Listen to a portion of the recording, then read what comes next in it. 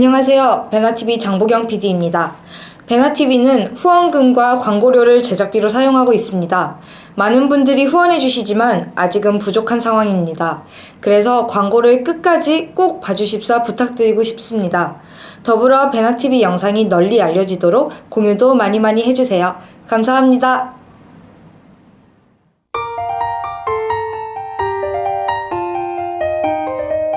북한 수뇌부를 몰락시키는 한수 몰수 북수 234회를 시작하겠습니다. 오늘도 지난 회에 이어서 북한 특전사 출신의 안혜경님 모셨습니다. 안녕하십니까? 안녕하세요. 네, 막 9년 동안 그 특전사 군복을 입고 이제 생활하다 보면은 어떻게 됩니까? 그저 요즘 올록올록한 군복을 북한군도 입는데 경보병만 입는 건지 일반 부대는 못 입죠? 올록올록한 군복을? 지금은 다 입는데 저희 때는 그때 딱 특전사 훈련 들어갈 때 따로 줬었어요. 그래서 그 군복 입는다는 그 자체가 그러니까 우리는 개구리 복장이라고 하죠. 북한에서는 그렇지. 개구리 복장을 입고 훈련 도중에 이렇게 약간 그 옆에 민간 지역 나가게 되면 사람들이 꽤 부러워해서 아 자네는 정말 특전사라구나. 그러니까 TV, 그러니까 북한의 영화랑 이런 거 보게 되면 정찰병들이 적회에 들어갈 때 그런 옷을 입는데 우리가 훈련하면서 그런 거 딱 입고 나가게 되면 우리도 완전 어디 뭐 영화에 나오는 정말 멋있는 그런 배우가 액션 배우가 된 것 같고 그리고 정말 또 보는 주민들이 시선도 아 저 사람들은 진짜 멋있는 군대다 이래서 그때 당시는 전투원들 많고 우리 훈련할 때 그 복을 입었었어요. 네, 그때 그 안혜경 씨가 이제 북한의 그 핵배낭 부대 그 얘기를 해서 상당히 충격을 준 것 같은데 그런 것은 언제부터 그 있었고 또 안혜경 씨가 거기 직접 아마 거기에 관여도 한 것 같은데 거기에 대해서도 좀 얘기 들려주세요.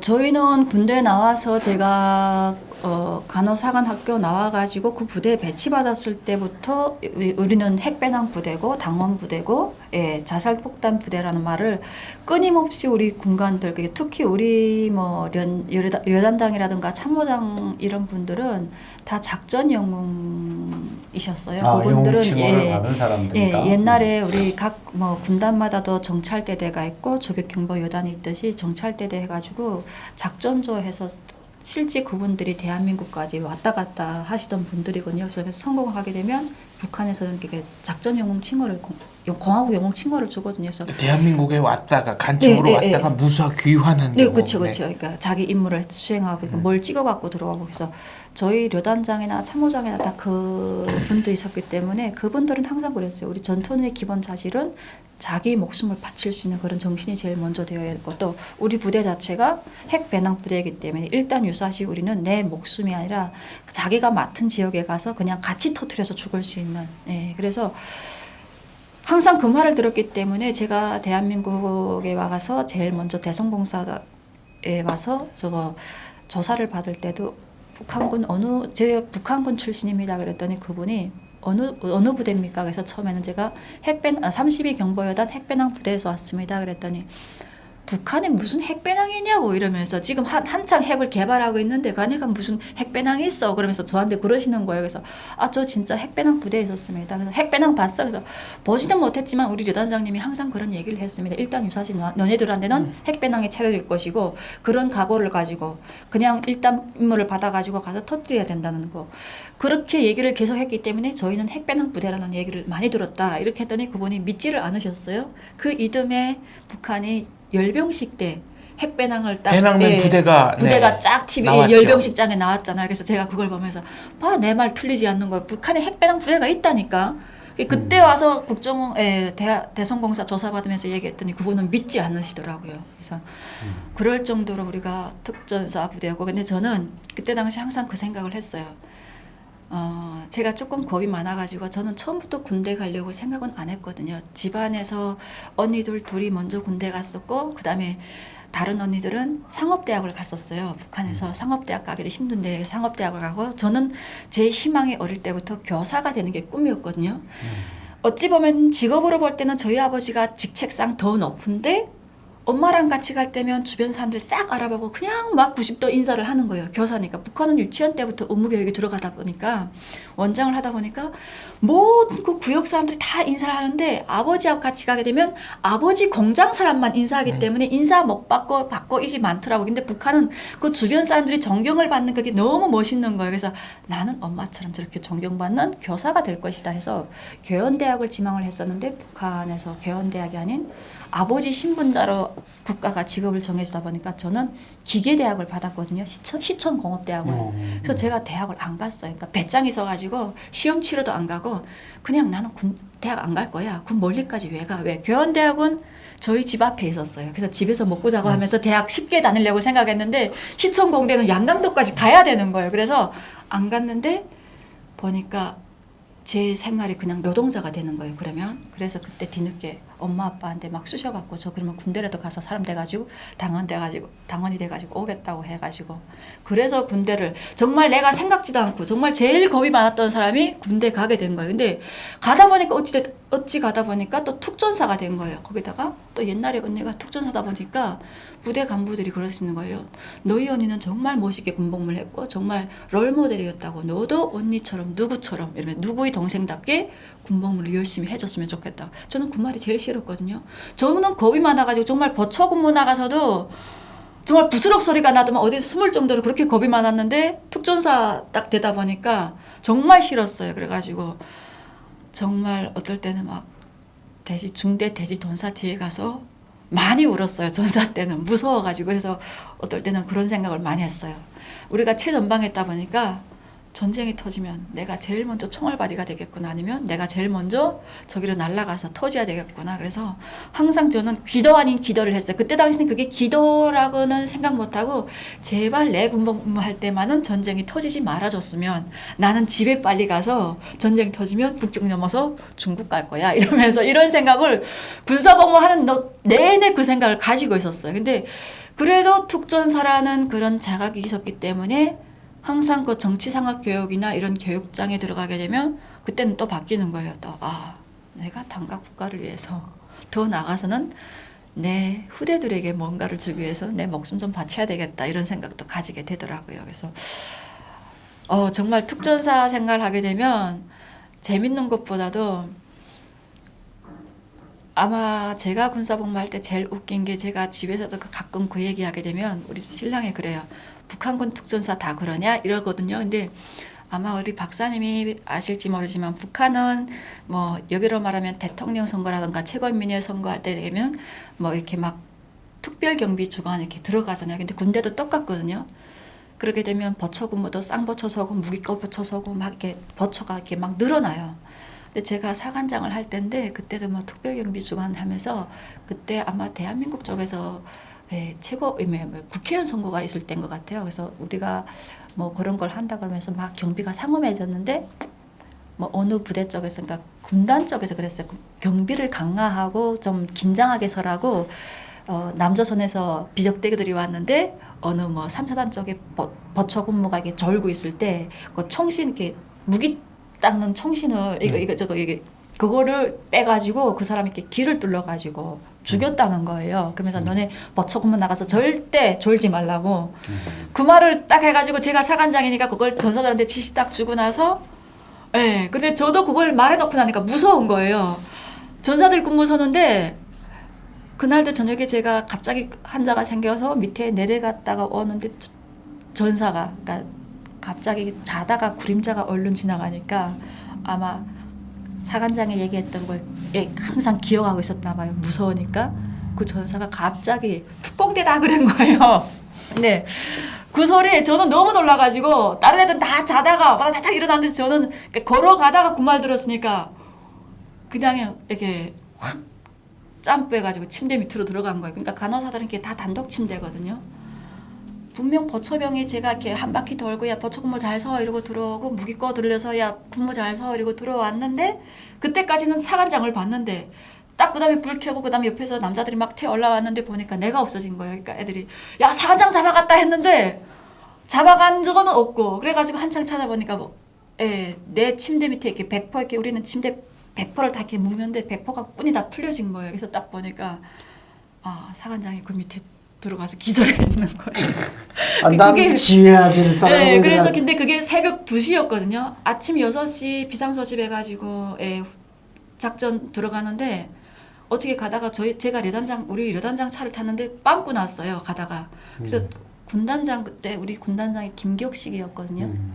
그분 차에 올라탔는데 그분이 그러시는 거예요. 야, 어제 작전부 지시 받은 거 보니까 어느 부대에서는 갑자기 애들이 자다가 뚜껑 대라해가지고 그 중대 사관장이 침대 밑에 들어가고 난리도 쳤다면서 막 이 말을 하시는데 저 너무 얼굴 뜨거워가지고 그런데 저희 소장님이 또 그러시는 거예요. 그게 바로 이 사람이라고 이러면서 특전사가 그렇습니다. 그 사람들도 막 사람입니다. 목숨을 귀중히 여기는 사람입니다. 그래서 제가 그 말했더니 저희 신랑이 야 북한은 특수병고서 그렇구나. 근데 그 사람들도 사람이거든요. 내 목숨을 귀중히 여기거든요. 근데 어쩔 수 없이 그 사람들은 그 사회에 놓여다 보니까 그 사회에서 살아남아야 되기 때문에 신분을 바꿔야 되기 때문에 그걸 숙명으로 안고 있기 때문에 어쩔 수 없이 시키는 대로 할 수밖에 없는 게 그 특전사인 것 그렇죠. 같아요. 저 군부대 이제 긴장을 높이기 위해서 아까 이제 AK 소총에 총구 앞에 이제 그 뽑아내는 무기 소재 때 가늘은 게 있는데 철선 그걸 뽑아서 이제 군인을 귀를 뚫러 죽였다. 이제 이게 완전히 얼마나 허위겠냐. 이제 적어도 남한에서 특수부대가 들어왔다면은 그 사람을 죽일 수 있는 최신 장비들을 가지고 들어왔는데 왜 하필이면 그걸 뽑아서 찔렀겠냐. 그만큼 이제 공포적인 분위기를 조성하려다 보니까 그렇게 하는 겁니다.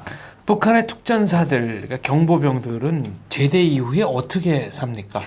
예전에는 북한 국가가 제대되게 되면 공산대학 졸업증도 있고 해서 일단은 공장 간부라든가 아니면 군 간부가 됐다가 거기서 또 6개월 반 나오게 되면 당일꾼으로 그래서 거의 당비서 되는 사람들도 있고 당 부비서가 되는 사람들도 있고 다 간부로 인용을 해주고 있거든요. 근데 고난의 행군 시작되면서 당 간부라고 해도 국가가 주는 월급이 없잖아요. 그래서 오히려 그 사람들은 그런 직업을 선택하기보다도 북한의 시장 경제에 들어서면서 신흥부자가 많이 생기고 정말 돈주들이 많이 생겼어요. 네. 그래서 국가가 운영하는 시장이기는 하지만 개인이 그걸 다 이렇게 사적으로 하기 때문에 개인들이 차를 가지고 그러니까 내 차는 아니지만 어느 공장 기업서 차를 대여해가지고 거기다 돈을 줘가지고 그 서비스차를 가지고 장사를 하는데 중간중간 선흥구역 있잖아요. 그러면 막 도적대, 그러니까 막 비적대처럼 옛날 비적대 같이 막 달려들어서 물건 다 내리거든요. 그래서 그 물건을 고스란히 내가 가는 지역까지 정확히 가지고 가려고 하게 되면 힘센 장정이라든가 아니면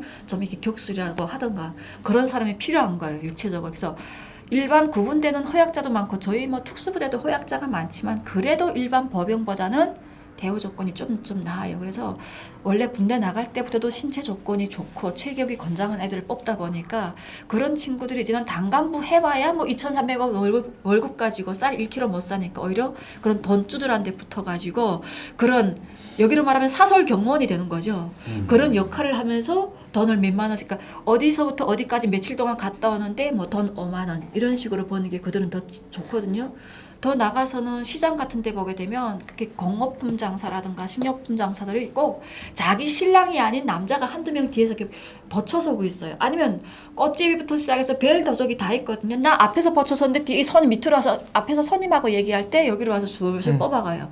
뒤에서 이렇게 카바 서는 사람 있고 앞에서 이렇게 지키는 사람이 있어요. 그래서 그런 식으로 돈을 버는 사람들이 더 많지. 사설 경호원? 네, 사설 경호를 하고 있어요. 사설 경호원이 또 하나의 밥 먹는 방법이고 수단이 된 거죠.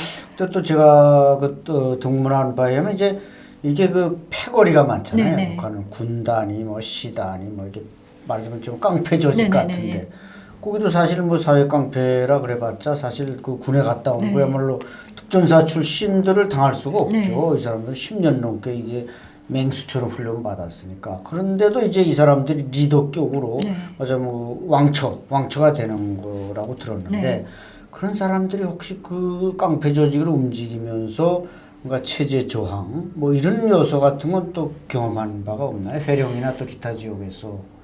그거 경험하다 하기보다는 그 사람들이 일단 그 장마당을 아예 장악을 하고 있어요. 그 사람들이 그 장마당을 장악해가지고 다른 사람이 들어오지 못하게 하고 또 다른 사람이 들어올 때는 그만한 돈을 받고 또 그러니까 그 전반적인 장마당이 보안 같은 것도 해주면서 내가 이 사람이 돈을 더 많이 받게 되면 그 사람을 특히 더 잘 이렇게 보호해주는 그 역할인데 장사꾼들도 앞에서 장사를 진짜 잘 하려고 하게 되면 그런 사람들의 역할이 꼭 필요하거든요. 그러다 보니까 이제는 북한 시장인 뭐 상인들이 오히려 뭐 시장 이 관리소 사람들도 그 사람들한테 많이 의존하는 게 보이고 있어요. 그래서 아마 제 생각에는 정말 우리가 앞으로 정말 이런 북한 체제 정권 뭐 붕괴라든가 이런 걸 생각해 볼 때 그 사람들을 배제할 수는 없다고 생각을 하고 있거든요. 왜 그 사람들은 어진간한 훈련을 뭐 10년 이상을 해왔기 때문에 그들에게 조그마한 정말 그들에게 북한 주민들 뭐 저부터 시작해서 정말 많은 사람들 저는 글쎄 자유를 위해서 탈북을 했지만 많은 사람들이 생계 때문에 그 정말 먹는 것 때문에 탈북을 했잖아요. 그러니까 그들도 정말 좀 뭔가의 생활의 보장이 되고 그런 걸 해줄 수만 있다면 앞으로 붕괴적인 조짐이 일어났을 때 그들을 이용할 수 있는 것도 괜찮다고 저는 생각을 하거든요. 저희 연세 있으신 시청자분들께서 좋아하실 만한 단어를 안 박사님이 쓰셨습니다. 얻을 득자에 들을 문, 등문한 바에 따르면 굉장히 최근에는 잘 안 쓰는 격조 높은 단어였습니다. 그러면은 북한 특전사 출신 제대 군인들 네. 사이에 연계는 있습니까? 뭐 회령에 뭐 이렇게 보초 서는 사람들과 네. 무슨 청진에 보초 서는 사람들과 이 네트워크가 되어 있나요? 네트워크보다는 우리는 이렇게 제대됐잖아요. 그러면 제대군일 때 이렇게 처음에 먼저 뭐 시장에 지금 누구 뭐 거기는 깡패 뭐 여기 두목이라고 말을 하거든요. 네. 여기 두목이 누구야 하게 되면 아까 32 경보 출신하게 되면 아 나도 32 하게 되면 가서 말하는 거예요. 저 32에서 왔습니다. 하면 같은 부대 출신이라고 해서 이렇게 막 서로 에어스하는 그런 게 있어요. 부대 또 북한은 그게 엄청 많아요. 너 어디 하면 나 뭐 60이 하면 아 60이 뭐 30이 이렇게 특히 군단끼리 이렇게 좀 이게 힘이 좀 세거든요. 그래서 그 중에서 제일 이렇게 결집력이 강한 게 이 군단이라고 하거든요. 그래서 이 군단 저격 경보하게 되면 애들이 다 와. 그래서 뭐 북한에서는 그냥 마적단 이렇게 통하긴 하는데 그럴 정도로 또 어느 시장에는 다른 뭐 사회훈련소 경보 누구다 하게 되면 또 이렇게 밀어내려고 하는 그런 것도 있고 해서 서로마다 그런 영역 싸움이 꽤 많아요. 깜투와 뭐 갈등도 네, 그렇죠. 존재하고 네. 어쨌든 장한 이 사람들이 좀 나타나면 이게 힘이 세니까 이 사람 며칠 나타나면 그 인민보안원들 우리 경찰 같은 사람들도 이 사람을 당할 수가 없는 네, 그래서 그렇게 충돌하는 것도 봤어요. 그래서 최근에는 보안원을 뽑는 것도 저격경보 출신들이 제대돼가지고 보안원에 바로 별 달고 들어가는 친구들 많거든요. 근데 또 그들은 또 별 달게 되면 또 북한은 그 별 달면 또 뭐 그 장마당을 휩쓸 수 있으니까 그래서 그런 사람들이 또 내가 32 뭐 출신인데 지금 뭐 별 박았잖아요. 그러면 또 칼을 또 좀 봐주거든요. 또 같은 부대에서 생사고락을 같이 했기 때문에 아무리 후배고 선배지만 그런 게 있잖아요. 룰이 있잖아요. 여기도 뭐 해병대는 영원한 해병대라는 것처럼 그 룰이 있기 때문에 그래서 지금 보게 되면 일반 뭐 시안전부 같은 경우에도 저격경보 출신들을 많이 지금 군복을 입히려고 하고 있어요. 왜 그들이 지금 왜냐하면 시장을 지금 사설하고 있는 애들이 거의 저격경보 애들이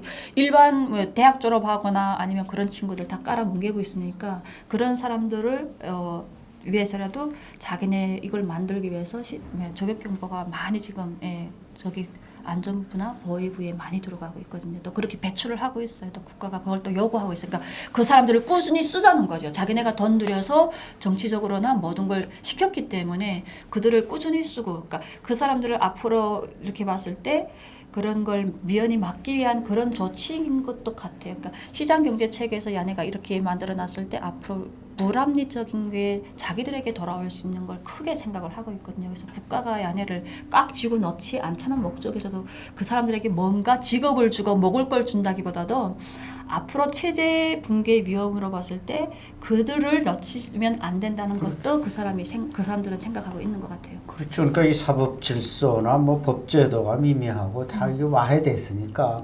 근데 사실 뭐 우리야 뭐 특전사에 근무했다면 뭐 자기가 알아서 다 직업도 쟁취하고 뭐 서울 중심으로 생활하지만 그쪽은 이제 배치 자체가 또 지역별로 딱 배치해 버리니까 이 사람들은 평양에 접근할 수는 없고 지역에 배치돼서 지역에서 이렇게 패거리를 형성하는데 그게 이제 자꾸 커지니까 무서워서 보안성이나 이런 국가기관에서 이거 힘센 놈들을 완료있는 우리가 쟁취하자. 그래서 아마 군복을 입혀서 그걸 활용하려는 문화인데 거기에도 또 제한성이 있죠. 뭐 다 갖다 군복 입힐 수는 그렇죠. 없으니까. 네. 그러나 그렇게 당국에 고용되지 않는 사람들은 제가 볼 땐 이게 장마당을 물질적 기반으로 해서 커다란 그 반체제 네, 네. 클럽이 될 수 있다. 저는 그쵸. 그렇게 봅니다.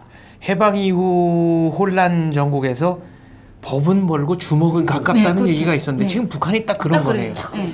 만약에 이건 좀 많이 나간 얘기가 되겠습니다만은 유사시에 그렇다면은 이 저격 경보병 출신들이 연합을 해서 또 소요 사태의 중심 세력이 될 가능성 이게 있습니까? 저는 있다고 생각을 해요. 예, 지금처럼 뭐 시장 경제가 지금 국가 경제를 딱 장악하고 있는 조건에서 그런 시장이 커지면 커질수록 그 사람들의 힘이 더 커지기 때문에 앞으로 지금 뭐 불안한 북한 정권 체제를 봤을 때도 뭐 정권은 불안하지만 그 대신 시장은 계속 커가고 그 사람들의 힘은 더 커가고 있잖아요. 그러니까 언제든지 그 사람들은 자유라는 거기에 물들게 되면 그들도 언젠가는 그 자유에 의해서 봉기를 할 수도 있고 거기에 주된 역할을 할 수 있는 게 저격경보 전투원들이 아닐까. 왜 그들도 뭐 자기 목숨 바칠 각오로 언젠가는 훈련을 했기 때문에 지금 뭐 대한민국도 민주화를 위해서 목숨 바친 사람도 많지만 그들도 언젠가는 그런 각오를 가지게 되지 않을까 이렇게 생각을 하고 있어요. 그래서 저도 자간고대 학술회에 가서도 우리가 자스민 혁명이 일어났을 때 자스민 혁명이 북한에서도 일어날 수 있는가. 그래서 제가 북한은 자스민 혁명은 못 일어나도 자니 특수병 혁명은 일어난다. 우리 안혜경 씨가 얘기하신 대로 그 사람들이 지금 장마당에서 상당히 역할이 큽니다. 뭐 아까 사설 뭐 경호도 하고 경비도 하고 이런 역할을 하지만 이런 사람 몇이 모이면 그게 또 북한의 그 또 이게 말하자면 그 패거리들이 다 모이는 겁니다. 그러니까 그 패거리가 워낙 그 팽창하고 세력이 크기 때문에 이걸 경찰력, 인민보안원이나 이 사람들로 그걸 컨트롤을 못 한다는 거죠. 그러나 그 사람들 몇 명 고용했다고 해서 한두 사람이지만 여기에는 패거리 덩어리가 크거든요. 북한이 그게 또 이상한 게 뭔가 그 패거리, 조폭, 우리로 말하면 조폭인데 그게 상당히 강해요. 어떻게 해령에도 그런 게 있잖아요. 해령에 특히 강한 게 국경이다 보니까 여러 패거리, 뭐 도끼패도 있고 뭐 해가지고 패거리가 많아가지고 그래서 그 패거리끼리 싸움하게 되면 이게 법관들도 거기에 들어가지 못해요. 칼 쥐고 도끼 들고 다 싸우니까. 그래서 저희 해령에서 그때 한 병 그래가지고 그 사람이 끝내 총살당했는데 그래서 그 패거리들이 정말 대한민국의 그 깡패 정말 못지않게 정말 그 든든하거든요. 어느 패 이렇게 갈라져 있어가지고 근데 그걸 이제는 그때는 일반 뭐 사회 사람들이 군대 안 가고 그러니까 신분 나쁜 애들이 사회에 남아 있으면서 힘센 애가 그런 걸 했다면 지금은 그걸 다 저격경보 전투원들이 훈련을 제대로 받은 사람들이 받은 애들이 그런 이런 걸 집단을 만들어 가지고 그래서 자기 영역을 딱 가지고 있는 거죠. 그래서 그렇기 때문에 저는 앞으로 국가가 조금만 불안하고 이렇게 되면 그들이 먼저 일어섰을 때 우리가 여기서 뭔가 도와줘가지고 좀 더 일으켜 세워줄 수 있는 그런 역할을 해주는 것도 앞으로 우리 방법이 아닐까 이렇게 생각을 하고 있어요. 그리고 달리기를 하거나 서비차 운행할 때 그런 사람들이 같이 따라간다면서요. 그러면은 연락, 장거리 지점, 연계 이런 게 된다는 거 아닙니까? 그렇죠. 그러게 다 그러니까 던주에는 그러니까 어찌 보게 되면 던주들이 저격경보 사설 경로를 몇 명 쓰는가에 따라서 그 사람이 돈이 많은 게 평가돼요. 더 안전하니까. 돈이 많을수록 사설 경로를 많이 데리고 다녀요.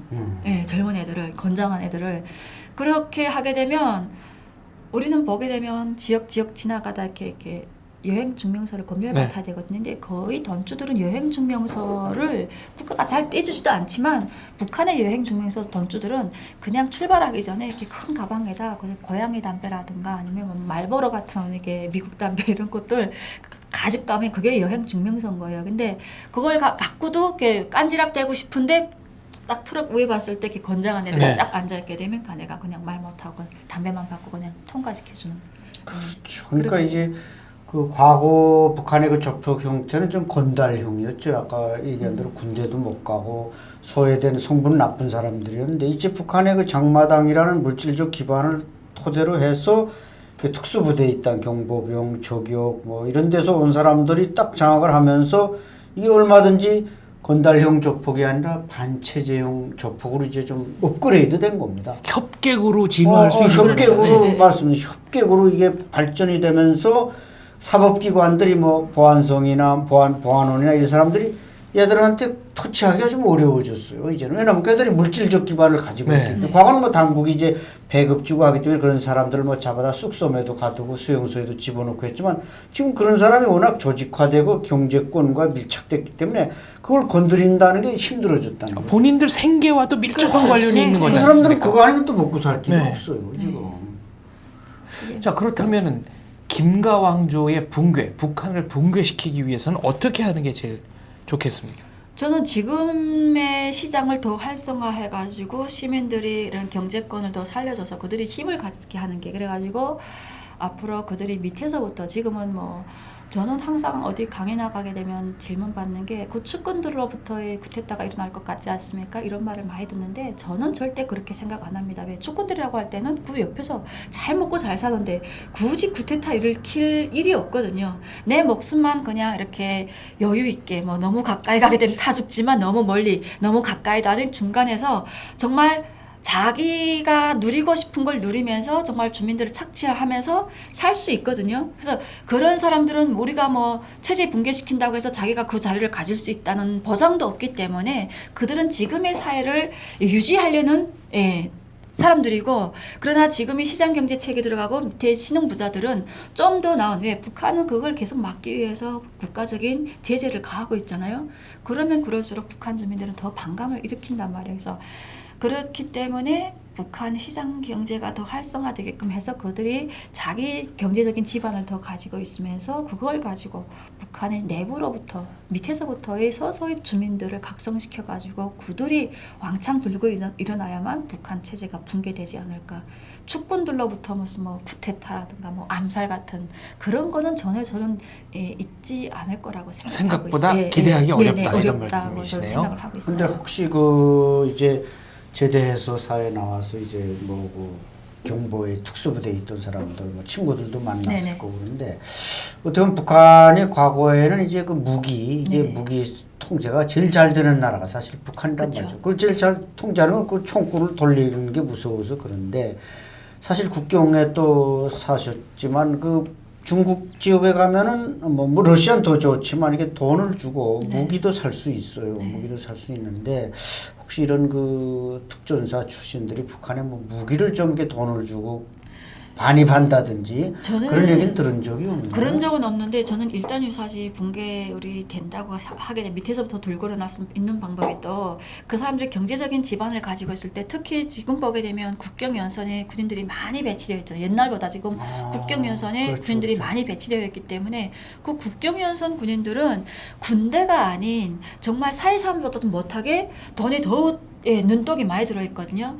일단 이 사람들이 경제적인 지반을 가지고 있을 때 내가 돈이 있으면 그 사람들이 무기가 언젠가는 지금의 시장 경제를 책임진 특전사들 거가 될 수 있다는 거죠. 왜? 돈만 주게 되면. 그렇죠. 그 전에보다 지금은 북한이 지금 전방적도 많이 투입을 하고 있지만 국경을 무시 못하는 게 많은 탈북자들이 그 사람을 통해서 그 사람들이 가서 자유에 대한 이런 걸 빌어오게 되면 그것도 북한 주민들에게 무시 못한단 말이에요. 그래서 그런 것 때문에 북한 국경에 지금 많은 군인들이 투입되어 있어요. 근데 그 사람들이 무기를 오히려 이제 우리가 시장 경제를 더 튼튼히 다져가지고 그 사람들이 활성화되게 되면 내가 그 가지고 있는 돈 가지고 그 사람들의 무기가 오히려 반군사 체제를 유지하는데 큰 몫이 되지 않을까. 저는 굳이 외국까지 가서 싸우지 않아도 된다고 저는 이렇게 생각을 하고 맞아요, 있어요. 맞아요. 근데 혹시 그저 국경경비대는 밤에 이렇게 근무 나갈 때, 뭐 네. 두만강이 남북강 나갈 때 실탄을 얼마나 우리 저 민경 휴전선 지키는 애들은 밤에 나갈 때 이제 실탄을 120발을 줘요. 무지개 탄창 4개를 휴대하는데 네.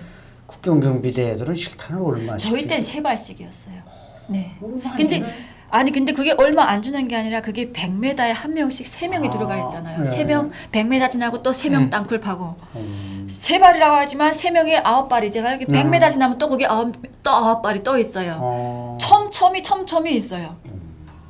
그만큼 적게 주는 건 제가 네. 볼 땐 탈북자나 죽일 정도가 그쵸. 돼야지. 그 또 많이 주면 이게 반체제로 돌아올까 봐 무서워서. 아, 그 무서운 관리를 하는 네. 거로군요. 관리 상황이 네. 아닌가. 그것죠. 그것 때문에도 있을 수도 많습니다. 그럼 돈주들이 경제력과 폭력까지를 확보하는 네. 상황이 되는 거죠. 그렇죠, 그렇죠. 그게 안 되면 그 사회에서 장사를 못 해요. 거기다 폭력까지만 했어요. 거기다 간부들까지 끼고 있어야 돼요. 내 뒤를 봐줄 수 있는. 그러니까 지하 행정력까지도 네, 네, 네. 이제 다 장악을 가지고 있죠. 하는 거네요. 네. 참 무서워. 그러니까 그러니까, 예. 시장 경제라는 게 정말 그 돈에 처음에는 그 시장 경제 처음 들어섰을 때는 사람들이 돈만 벌어서 좋다고 했는데 그 돈을 벌기 시작하니까 그 돈만 있으면 힘도 생기고 권력도 생기고 모든 게 생기니까 사람들이 이제는 이거로구나 하는 걸 알게 되는 거예요. 근데 그걸 한국의 드라마를 보면서 사람들이 더 많이 체득을 한 것 같습니다. 드라마 대여업을 했다고 그러셨는데 이 소프트웨어 그러니까 콘텐츠를 북한에 들여보내는 거는 얼마나 효과가 있습니까? 그게 큰 효과가 있죠. 저는 재작년에 제가 이만갑을 몇 번 안 했어요. 그런데도 불구하고 저희 형제들이 그 이만갑 테이프를 가지고 계신다고 해서 전 깜짝 놀랐거든요. 그만큼 아니 그걸 정말 저는 솔직히 아직 가족들이 있기 때문에 뭐 어떤 친구들은 SNS를 많이 하기 때문에 난 오늘 방송 나가 뭐 이렇게 막 이렇게 하는데 저는 오히려 무서워가지고 그걸 못 하고 있는데 저희 형제들이 먼저 보고 가지고 있다 그래서 깜짝 놀랐는데 그럴 만큼 북한 사람들이 예의주시하고 있구나. 그래서 그렇다면 이런 걸 정말 더 많이 활성화시켜 가지고 북한 주민들에게 대한민국 사회에 대해서 알리고 또 북한 주민들을 각성시키는 게 문화 콘텐츠만큼 빠른 게 없다는 걸 알게 됐어요. 저도 그렇기 때문에 그 빨간 사상이 정말 그 32년간의 그 빨간 사상이 단 석 달 반 만에 바뀌었고 나중에는 정말 이 탈북해야 된다는 가족을 다 버리고 올 정도로 그 자유라는 게 소중했다는 거죠. 그렇다면 어떤 내용이 좋겠습니까? 드라마나 영화는 이제 유행이 조금 지난 건가요? 네. 저는 처음에 북한에 있을 때는 대한민국이 드라마를 많이 봤는데 그 다음부터는 시사 채널이라든가 그 다음에 지금의 우리 탈북자들이 하는 프로그램이 저는 많이 좋을 것 같아요. 저는 중국에 와서 처음에는 한 달 동안은 한국 드라마를 많이 봤어요. 재밌더라고요. 막 밤 패면서 봤어요. 근데 그 다음에 보다가 그게 실물이 났어요. 거기서 거기 내용인 거예요. 쭉 보다 보니까 그 다음에 제일 잘 봤던 게 시사 채널 같은 거, 뉴스라든가 정말 그래서 처음에 뉴스 볼 때는 조금 더 이상했던 게 한국은 무슨 사건 사고가 저리 많냐? 뭐 저렇게 사건 사고가 많지? 뭐 교통사고, 살인사건, 화재 그래서 내가 가서 살 수가 있을까? 그런데 문제는 그게 대한민국은 요만한 사건 사고도 다 뉴스화 시키잖아요. 네. 그래서 사람들에게 각성을 시키는 것도 있고 사람들에게 그걸 뭐 앞으로 미연에 방지하려는 것도 있는데 북한은 그걸 다 감추고 오직 김일성의 행보라든가 충성심을 불러일으킨 것만 보여주다 보니까 솔직히 북한의 고난의 행군 때서 뭐 사람 막 인육 잡아먹었다는 말도 많이 났잖아요. 그래서 소문이 많았죠. 그랬었어요. 그래서 청진은 사형까지 했어요. 그래서 그때 당시 인육은 자기네 먹고 그 순대 창자 가지고 순대 네. 팔아서 먹었던 어느 날 며칠 어디서 순대 사는 사람들 막 다 이렇게 보안소에서 막 잡아들이고 했던 적도 있었거든요. 우리는 그게 소문으로 나왔지 뉴스로 한 번도 안 나왔잖아요. 그래서 처음에는 뉴스를 보면서 대한민국 진짜 썩어 빠졌다더니 왜 사고가 이리 많아 했는데 알고 보니까 그게 아니고 북한은 다 감추기 바빴고 대한민국은 일일이 하나하나 다 이렇게 해가지고 주민들에게 보여주는 그래서 그 뉴스가 보면 볼수록 한국 사회를 더 빨리 알아가는 데는 뉴스만한 게 없더라는 거예요. 그래서 저는 지금 이런 시시각각 나오는 뉴스라든가 이런 것도 특히 뭐 최근 뭐 김정은 암살이라든가 김정남 암살이라든가 그다음에 지금 북한의 최근 이게 일어나는 도발 같은 것들 이런 거를 북한 주민들에게 알려가지고 우리가 솔직히 북한에 있을 때는 계속 괴뢰군들이 도발 일으킨다 그랬잖아요.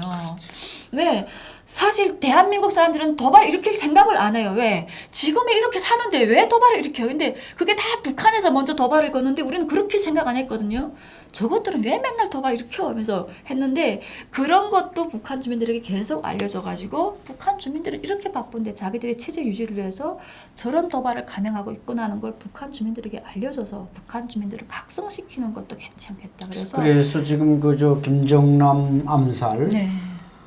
이거 지금 휴전선에서 우리 국방부가 지금 방송을 해서 알려주고 있어요 북한에. 오, 잘 그러니까 이제 그게 민경이 듣고 일제대 보병이 듣고 경보병은 지금 그 평산 쪽에 네네, 있나요? 평산에 있습니다. 황해북도 평산.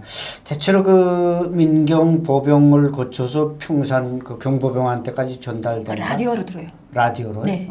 그래서 저는 어떤 이게, 반작용이 있을 것 같아요. 저런 반응. 네, 이게 적성물자 이렇게 풍선이 떨어지잖아요. 거기에 꼭 라디오가 많이 들어오거든요. 적성물자. 네. 삐라 보내는 거. 네, 적성물자에 네. 북한 그런, 입장에서 예, 적성물자죠. 적성물자. 그래서 그런 삐라의 이렇게 라디오랑 같이 이런 매체들을 많이 보내주는 거. 거기에 지금 최근에 일어나는 그러니까 대한민국 북한 소식도 그렇지만 대한민국과 그리고 국제사회에 대한 여론과 북한을 바라보는 국제사회 여론도 북한 주민들에게 알려줄 필요 있고 지금의 북한 사회가 정말 고립되어 있다는 거. 왜 그 고립이 원인이 북한 주민들도 다 굶어 죽어가고 있는데 핵무기를 만들기 때문이라는 지금 북한 정부는 북한 주민들에게 전 세계가 우리에게 꼼짝 못하는 게 우리 핵무기를 가지고 강력한 핵무기를 가지고 있기 때문이다 이렇게 생각하고 있거든요. 근데 그걸 반대로 너네가 정부는 북한 주민들이 굶어 죽겠으면 죽고 그런 걸 만들고 있다는 거. 그런데 이것을 전 사회가 반대하고 있고 전 국제적인 여론이 이렇게 되어 있고 그걸 풀게 되면 너희들은 잘 살 수 있다는 걸 이렇게 주민들에게 계속 유입을 시켜줘가지고 주민들도 그걸 의식할 수 있게끔 만들어주는 것도 북한 사회는 자기들의 선전에 지금 선전 수단으로 주민들을 이용하고 있지만 오히려 우리들은 그걸 다시 또 역작용을 하는 그런 지금 시사 채널 같은 것들도 많이 보내주는 게 드라마보다도 드라마는 조금 현실성이 좀 떨어지고 지금 저도 생각했을 때 현실성이 떨어져요. 근데 북한 주민들은 항상 김일성이나 김정일이나 이런 걸 보다가 그걸 딱 봤을 때 너무 새롭게 신선하게 받아들이거든요. 근데 그걸 오래 보다 보면 그냥 그게요. 계속 돌아가는 그게거든요. 그래서 그렇죠. 지금의 현실적인 이런 걸 많이 북한 주민들에게 알려줘서 정말 그 사람들은 정치 문맹자예요. 그렇죠. 아무것도 몰라요. 그래서 그런 걸 많이 알려줘서 그 사람들을 빨리 그 잠에서 깨어나게끔 하는 게 제일 좋은 방법일 것 같아요. 통일 이후에는 정치, 경제, 사회, 문화적 혼란이 불가피한데 예, 당연합니다. 그렇다면 이런 혼란을 가장 빨리 좀 줄일 수 있는 방법 뭐가 있겠습니까? 먼저 온 탈북자들이 지금의 자기 역할을 잘해가지고 지금의 그 역할을 줄일 수 있는 게 해법 중에 하나가 지금 먼저 온 탈북자들이 자기 역할을 해주는 거라고 생각을 하고 있고 그렇기 때문에 지금의 대한민국 정부가 탈북자들이 정착을 할 수 있게끔 그 시스템을 정말 잘해줘가지고 있는 것도 알고 있습니다. 그래서 정말 탈북자들의 역할이 지금의 받아온 국가 정부에 대한 그걸 그냥 받을 것이 아니라 앞으로 내가 통일됐을 때 내가 할 수 있는 역할이 뭐고 내가 앞으로 그들에게 뭘 해야 되는지를 지금부터 준비하고 또 정부 자체도 그걸 위해서 투자하는 것도 저는 괜찮다고 생각을 하거든요. 왜 우리가 뭐 여기서 뭐 서울 사람이 전라도 가도 뭐 길을 물어야만 가듯이 그러나 우리 같은 사람들은 내 지역에서 살기 때문에 통일됐을 때 나는 뭐 해령 뭐 어디 자기 지역에 가서 그 사람들에게 선언할 수 있는 그리고 그 사람들에게 다가갈 수 있는 게 더 빠르잖아요. 그렇기 때문에 그런 우리 탈북자들의 역할이 꽤 중요하다고 생각을 하고 또 그런 차원에서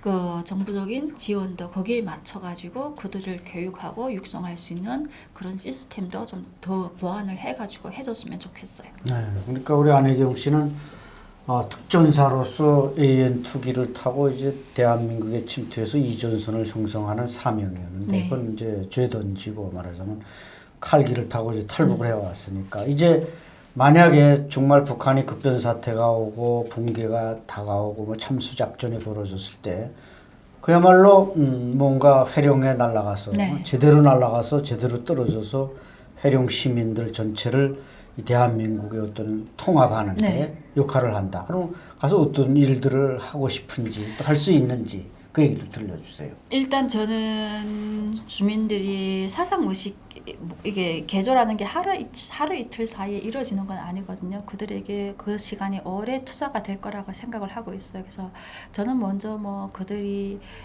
사상보다는 일단 북한이 제일 지금 힘든 게 먹는 문제거든요. 그래서 그 먹는 경제적인 지원으로부터 시작해서 배고픔에는 정말 누구 하나 타협을 못 하잖아요. 그래서 배고픔을 먼저 해결해주고 거기로부터 시작해서 사람들을 점차 흡수를 시켜가지고 근데 또 그것뿐만 아니라 북한에 지금 뭐 통일되게 되면 우리가 해야 할 일 꽤 많아요. 일단 배고픔을 덜어줘야 되고 정말 전기부터 시작해서 모든 게 문제 안 되는 게 없잖아요. 근데 배고픔과 함께 의료보건 어려워. 제일 낙후한 게 정말 세계적으로 아마 세계적으로 제일 낙후한 게 정말 그렇죠. 북한이라고 할 당연하죠. 정도로. 근데 그렇기 때문에 북한 사람들 아마 검사하게 되면 병이 없는 사람이 없을 거예요. 그래서 저는 먹는 걸 먼저 풀고 의료보건 시스템 같은 걸 먼저 해가지고 그들이 이런 게 좋구나 하는 걸 알게 되면 서서히 좋은 데는 따라가게 되거든요. 그런 식으로 주민들을 동화시켜가지고 우리 체제에 받아들일 수 있는, 우리 체제를 쉽게 받아들일 수 있는 그런 걸 했으면 전 좋겠어요. 그래서 제가 또 북한에서도 의료 쪽에서 봉사를 했었고 지금 뭐 교육원 강사도 하고 북한 사회에 대해서 알리는 일을 하고 있기 때문에 제일 먼저 북한 주민들에게 그런 의료 봉사 시스템과 먹는 문제를 해가지고 그들을 동화시켜서 대한민국 사회가 이런 사회라는 걸 그들이 뭐 말로 한국이 졌어보다도 그렇죠. 실질적 물질적으로 안겨주면 그들은 말을 안 해도 그렇죠. 예. 그러니까 쌀 한 뭐 네. 100톤, 쌀 한 네. 100톤, 의약품 한 뭐 10톤을 주면서 네. 가서 회령시에 가서 시민들 이걸 다 동원하고 통합시키는 건 네. 자신 있다 이거죠. 그렇죠. 예, 그런 식으로 해서 그렇게 하면 뭐 한국이 졌어 안 졌어를 말을 안 해도 그 사람들은 이래서 한국이란 사회를 가고 있구나. 예. 이렇게 될 것 같아요. 그래서 저는 일단 물질적인 것부터 보장해주게 되면 그들이 그러니까 물질에서도 제일 문제가 먹는 거, 의료 시스템, 아픈 거 먹는 거. 의료 네. 시스템. 그러니까 우리 예. 대한민국이 그런 건 해줄 수 있는 거 아닙니까? 네. 당장 유인할 수 있는 뭐 우리 쌀이 지금 남아 돌아서 보관에 문제가 있지 네. 않으니까 그런 물질적인 기본적인 공급은 가능한 거죠. 네. 가능하다고 저는 생각합니다. 네. 예. 예. 뭐 예. 당장 집 짓고 뭐 길 뚫고 철도 그건 넣는 차후 거는 차후 얘기고. 문제지만 네. 일단 당장. 배고프고 병든 것만 고쳐줘도 그들이 알아서 그냥 이렇게 다 서서히 우리 체제에 흡수되지 않을까. 과거에 뭐 이게 우리가 이제 초기엔 북한이 거부했지만 대한민국이라는 쌀포대 이제 대한민국을 찍은 걸 보낸 적이 있다고 하는데 네네네네. 그런 거 받았어요. 그리고 그 대한민국 쌀포대가 북한은 쌀포대 이게 가만히잖아요. 그냥 가만히다 가만히. 쌀 담기 때문에 가만히 툭툭 떨구면 이렇게 쌀이 막 네, 흘러나오는데 네. 제가 있을 때 정말 그 대한민국에서 보내온 선물 이런 쌀 포대가 정말 인기 있었던 게 그때 시장에서 그 포대를 이렇게 팔았었어요. 개인들이 몰래. 그러니까 그게 식량이 양정 사업소라고 해서 들어와서 주민들에게 식량을 공급했는데 그 양정 사업소에 다니는 사람들이 몰래 빼다가 이렇게 시장 상인들에게 팔거든요. 그것도 한 장에 뭐 300원, 500원씩 아주 큰 거 뭐 20kg짜리는 300원, 50kg짜리는 500원 해가지고 그 지대도 북한 사람들에게는 엄청난 인기였어요. 예. 용도는 용도. 뭡니까? 어디다 쓰나요? 그냥 그 상인들이 있고 뭐 쌀 담고 이런 용도죠. 그리고 그거는 너무 좋아가지고 딱 그냥 뭐 특히 우리 북한 보게 되면 이렇게 이제 장마철 하게 되면 이렇게 막 다 들고 이렇게 네. 마대랑 들고 막 돌 나르고 하잖아요. 근데 그때 딱 나올 때 어떤 친구들께 대한민국에서 보내온 선물 이런 마대 들고 작업장 나오면 야 자넨 돈이 많다. 저 500원짜리가 들고 작업 나오네. 막 이럴 정도로 완전 인기가 좋죠. 그래서 대한민국계 좋고 쌀이 좋고 좋다는 건 다 알아요. 근데 그걸 북한 주민들에게 주면서 그냥 아무런 요구 조건 없이 그냥 주면서 치료도 와. 나 아픈데 와. 내가 치료해 줄게. 처음부터 한국에 줬어. 이렇게 되면 사람들이 거부감을 가진단 말이에요. 근데 그냥 아무런 조건 없이 그냥 와서 가져가. 너네 인원수만큼 먹을 만큼 가져가. 그리고 아프면 와. 치료를 해주는 거예요. 그러면 이 사람들이 그걸 받으면서 먹으면서 느끼면서 자연히 한국 사회가 좋구나. 한국 정책이 좋구나. 지금이 우리가 살고 있던 그동안 받아왔던 정책보다 이런 식으로 사람들을 동화시켜 나가는 게 제일 저는 빠르지 않을까 생각을 합니다. 통일 후에는 그러면은 자유왕래를 해야 됩니까? 아니면 한동안 좀 제한적인 왕래를 해야 됩니까? 저는 자유왕래를 하게 되면 대한민국 쪽에 너무 가부화가 걸릴 것 같아요. 왜 북한 사람들도 다 대한민국이 다 있으니까. 좋다는 건 아는데 그걸 다 내려면 거기는 호흡 얼판일 텐데 그래서 제한적인 이게 조건을 줘가지고 같이 성장할 수 있는 걸 하려고 하게 되면 왕래보다도 제한적으로 그러나 뭐 우리가 여행 증명서를 떼고 그러니까 그 사람들이 왔다 갔다 할 수는 있지만 이렇게 확 내려올 수 있는 그런 거는 좀 제한을 해둬야 된다고 생각을 하거든요. 네. 오늘 우리 안혜경 씨의 말씀을 통해서 북한 특수부대 경보병 또 그 출신들이 뭔가 북한 사회에서 이렇게 제대돼 나가서 뭔가 체제 저항적인 아주 중요한 역할을 할 수도 있다는 좋은 얘기를 들었고 또 북한 사람들은 어떤 쌀이나 뭐 이런 의약품 같은 것도 우리가 쉽게 쟁취할 수 있다. 실제로 그들은 가장 지금 어려운 생활에 놓여져 있기 때문에 이런 좋은 얘기들을 들었습니다. 앞으로 우리 나이도 아직 젊고 또 북한에 돌아가서 할 일도 많은데 우리 안혜교 역시 더욱더 열심히 노력해 주시기를 바랍니다. 우리 장 박사님. 오늘 출연 소감 한마디 부탁드립니다. 어떠셨습니까? 네, 너무 좋았고 잠시나마 또 고향에 대해서 생각을 할 수 있는 기회가 있고 또 앞으로 내가 통일이 됐을 때 그들에게 내가 해줄 수 있는 역할에 대해서 다시 한번 되새길 수 있는 계기가 돼서 너무 좋았고 그래서 저는 늘 이런 방송이 정말 전 세계 사람들에게 알려져가지고 북한 사회에 대해서 알리고 또 우리 북한 주민들이 정말 대한민국에서 당당히 살아가고 또 그들이 역할이 그냥 뭐 정부 지원을 받아서 산다기보다도 그들이 정말 앞으로 미래를 위해서 정말 어떻게 노력하고 있다는 것을 사람들이 알고 또 이 방송이 앞으로 뭐 잘 돼서 지금 북한 주민들도 봐줬으면 저는 정말 좋겠어요. 그래가지고 그들에게 또 희망이 될 수 있는 그런 방송이 되었으면 좋겠고 또 이 방송이 정말 앞으로 정말 전 세계의 사람들이 다 베나 TV 하면 그 베나 TV 하면 바라볼 수 있는 그날까지 정말 잘 되었으면 좋겠습니다. 감사합니다. 역사는 보통 우연을 가장한 필연으로 움직인다고 하지 않습니까? 북한의 저격 경보병 특전사들 장마당에서 지금 호위를 쓴다는데 저는 순간적으로 중국 혼란기에 그 협객들이 물건 운반해주는 이 비즈니스를 하지 않았습니까? 표국. 그 생각이 났고 통일 이후에 또 북한 급변 사태를 전후해서 이 네트워크를 어떻게 활용할 수 있을지 진지하게 한번 고민을 해보고 싶습니다. 네. 오늘 말씀 감사합니다. 감사합니다. 감사합니다. 베나TV는 정부기관 및 관련 단체의 후원을 받지 않습니다. 후원금을 받게 될 경우 출연 요청, 주제 선정 등 청탁을 할 수 있기 때문입니다. 그래서 베나TV는 정부기관 및 관련 단체의 후원을 받지 않습니다.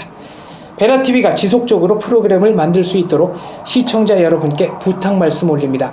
시청자 한 분이 한 달에 1,000원씩 후원해 주시는 111 캠페인 많이 도와주시기 바랍니다. 그리고 후원해 주시는 여러분들 감사합니다.